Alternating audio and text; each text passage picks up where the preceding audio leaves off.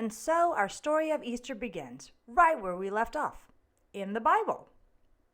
Remember, the Easter Bunny was giving out candies and eggs, hopping around and doing what Easter bunnies do? Nah, that's not what happened. And though the Easter Bunny and its eggs and yummy candy treats are all great and fun, we last left off with Jesus in the tomb. It was a sad day. But the day that Jesus died for us is actually called Good Friday because it led to something amazing. So let's hear how it actually went. On the third day after Jesus was killed, Mary Magdalene and another lady named Mary went to the tomb where Jesus had been buried. They were sad, and they were planning to put spices on Jesus' body.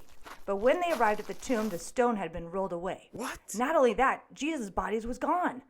They were confused and wondering what happened when all of a sudden 2 men with clothes as bright as lightning appeared and stood right next to them.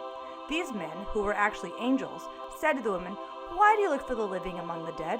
He is not here in this tomb. Jesus is no longer dead. He is alive. He has risen from the dead just like he told you he would." The women were so happy. Jesus was alive. They left the tomb to tell Jesus' disciples the good news and all that they had seen and heard from the angels. But guess what? Nobody could believe it at first. No the way. disciples thought they were making it all up. But then Jesus began appearing in person to the disciples, and they believed that Jesus really was the Son of God who died for our sin and came back to life.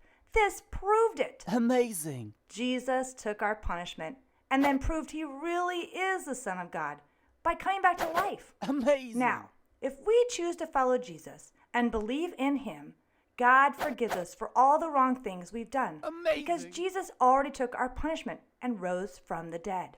Jesus is alive. Amazing. That's the story of Easter. This is not all there is. Here's the quick version of what happened after the angel told the good news that Jesus was alive. Jesus' friends got scared.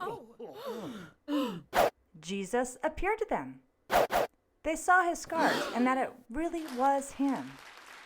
Now they could go share the good news with others.